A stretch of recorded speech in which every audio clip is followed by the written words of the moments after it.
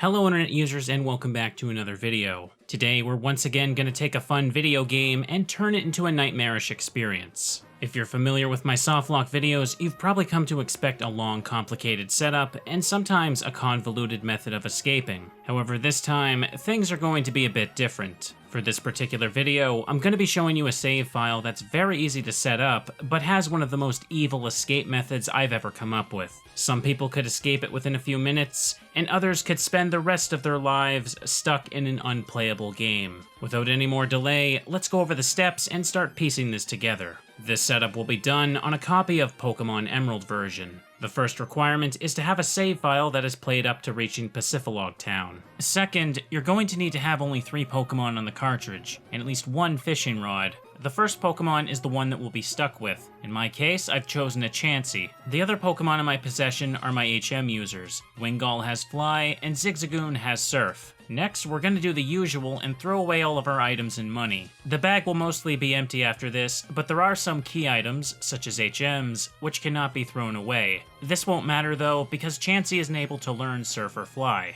With these requirements taken care of, head to Pacific Town and use the Pokemon Center there. This will cause the game to mark this location as our last healing spot. After you leave, use Fly and go to the daycare near Mauville. Here we will store the Zigzagoon, removing it from the party. Next, have Wingull fly you to Lily Cove. At this point in the game, we don't have access to the ferry, so with our Surf user removed, flying is the only way to reach this town. When you arrive here, head to the Move Deleter's house and have him remove Fly from the Wingull. For those unaware, the reason we've done things this way is because Gen 3 has a few things in place to try and prevent softlocks. Normally, attempting to release your last HM user will cause the game to stop it from happening. The Pokemon will return, along with a message stating that it was worried about you. By deleting the moves, we can work around this little failsafe and release them anyway. However, Surf specifically is an exception for the Move Deleter. If you try to remove Surf from your last Pokemon that knows the move, the Pokemon will just outright refuse to let it happen. So the workaround for this is to place the Pokemon in the daycare, where it'll become completely out of reach. To be this far into the game, you have to have had a Surf user at some point, so this explanation is more about showing how to get rid of it, instead of the Pokemon being a requirement for the setup. As you may have guessed, the next step is going to be to release Wingull. However, keep in mind that you cannot enter a Pokemon Center. We still need to keep Pacifilogs as the most recently visited. Heading left of Lily Cove, you can reach the Safari Zone building. Inside is a PC, which you can use to release Wingull. For this next part, we're going to need to do something similar to what was done in the Larvitar video. In the surrounding routes, we can encounter Wild Oddish. We need to have a battle with one that will result in Chansey getting poisoned. As soon as this happens, you can just run away and start making the walk back to Lily Cove. Once back, we now need to walk inside of the department store. Following this, we'll start walking back and forth, allowing Chansey to take poison damage on the overworld. Every 4 steps, poison will activate, dealing a single point of damage to the affected Pokemon. It is very important that once Chansey is down to exactly 1 HP, you need to be standing on this spot and are a single step away from taking poison damage. And finally, the last step is to save your game. With that, the setup is complete, and the save file is now stuck in a very horrifying state. If you were to hand the cartridge over to someone and told them to escape, this would be the reality they'd have to face. Upon loading up, they'll be 1 step away from death in Lily Cove. When the poison Chansey faints, the game will force the player to return to the last used Pokemon Center. In this case, they'll be going all the way back to Pacific Town. Now, if you've seen my other videos, then you'll know that this town is very easy to get stranded on. The town's completely surrounded by water, so the only way to leave is either through the use of Surf or Fly. But as we've already gone over, that's no longer possible. Even with the HM still in your possession, they cannot be learned by the Chansey either. You might think to yourself then, well, if the place is surrounded by water, I'll just catch a fish and use that for surfing. There's still a fishing rod, right? And you're correct that there is a fishing rod still in the inventory for this. However, this method will not work either. On this save file, the player can still encounter fished up Pokemon, but they don't have any access to Pokeballs to catch them with. Setting aside the fact that we've discarded all items and money, Pacific doesn't even have a shop. there isn't any way to buy anything. Not only that, but because you only have one Pokemon, you also won't be allowed to trade on the second floor of the Pokemon Center either. Once the player is sent to this town, there's nothing left to do. You can use your fishing rod to fight wild Pokemon, but that's it. There's no catching them, and there's also no benefit to leveling up either. Even if you evolve into Blissey, there's just nothing. Once you're here, the game is quite literally unplayable.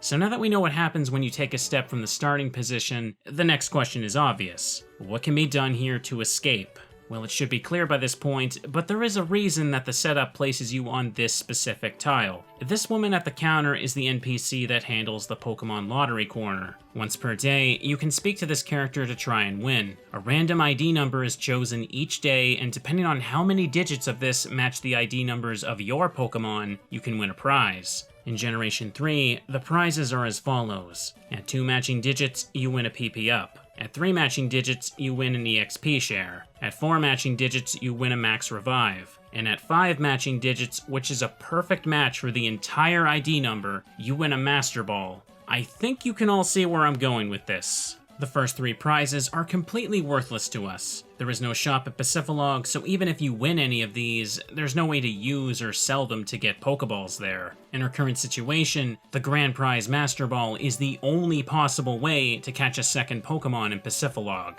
With it, you'd be able to fish for something, teach it Surf, and then leave the town, escaping the softlock. However, for someone to pull this method off, they're going to need to be very, very lucky. For you see, the chances of winning that Master Ball are quite ridiculous. The Lottery Corner is normally meant to encourage the player to trade Pokemon. The more Pokemon you have with different ID numbers, the higher your chances are of matching digits for prizes. But remember, our only Pokemon now is Chansey, so we only have the smallest possible chance of winning. Because the winning number needs to be a perfect match, and the IDs in this game are 5 digits, you might assume that the odds are something like 1 in 99,999, but this is very incorrect. Due to limitations in Gen 3, trainer ID numbers can only go so high. The highest possible digit for an ID number is 65,535. Remembering that an ID of 5 zeros is a possibility too, this means that the chances of winning the Master Ball are 1 in 65,536. To put into perspective just how unlikely that is, let's compare it to some other rare occurrences in Pokemon.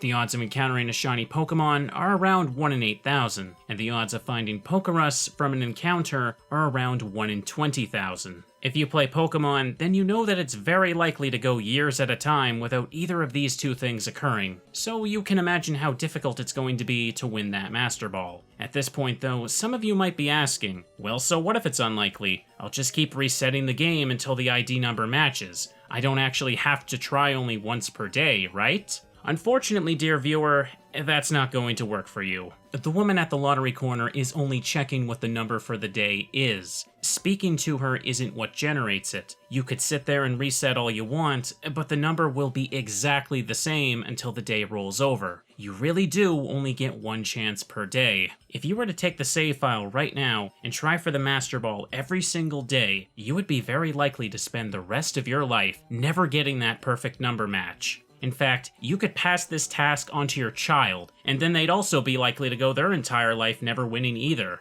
Try thinking about it like this. If the odds are 1 in 65536, and you get a single chance per day, this means that winning is likely to happen one day within 65,536 days, right? It's not a guarantee, but it's one way to look at it. However, you would also have to consider that that many days is equal to around 179.5 years, so good luck with that. If it would take that long, I highly doubt the cartridge would even be in working condition before you're halfway there. To make this more interesting though, let's also try taking the cartridge's battery into account too. The Lottery Corner is a daily event, so it requires having a battery to keep track of the passage of time. Eventually, that battery's gonna run out though, and when it does, it'll no longer be possible to try and win anymore. You'll either have to give up on the escape, or replace it. What exactly would happen if the player was dedicated enough to replace that battery to continue trying? When this needs to be replaced in a Hoenn game, it can cause all sorts of issues for clock-based events. I could honestly make an entire video on this subject alone, but for now, let me give you a very simplified explanation of what would happen in the context of this softlock. Let's say that we set up the softlock on the same day that we started the save file, attempted the daily lottery for 1,000 days, and then the battery died.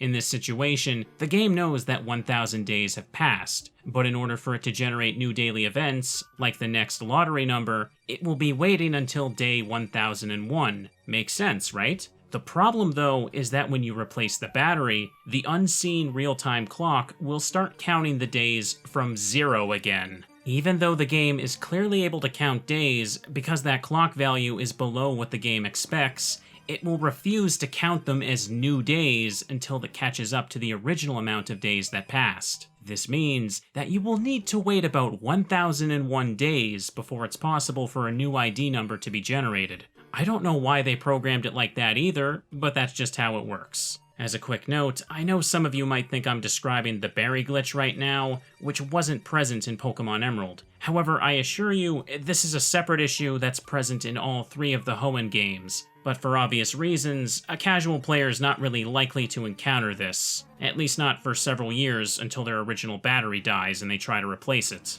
But anyways, I think you can all see the problem with trying to replace the battery now. Even if the new battery does manage to catch up with the number of days on the save file, the cycle will quickly reach a point where the later replacements will die before they can catch up to the increasing value. With that being said though, nowadays it is possible to play the Gen 3 games properly without the need for batteries at all. So it's still very possible to waste your life trying this, if you really want to for some reason. This softlock is a pretty hilarious one. You could turn on the game and escape within minutes, or be trapped for the rest of your days. It's 100% up to luck, and there isn't much you can do, aside from just hoping that you'll win. Speaking of which, that's actually the reason that I chose Chansey for this video. It's meant to be the lucky Pokemon. In fact, its Japanese name is literally just Lucky. So I don't think I could have chosen a more perfect Pokemon for such a miserable softlock. My name is Picaspri, and thanks for watching. Hey everybody, thanks for watching the video. I hope you all enjoyed it. Took me a little bit to make. If you want to see more, I guess you can like and subscribe, all that stuff there. And if you want to see me stream, there should be a link for that down in the description below. That's it for now. Have a good night. Bye-bye.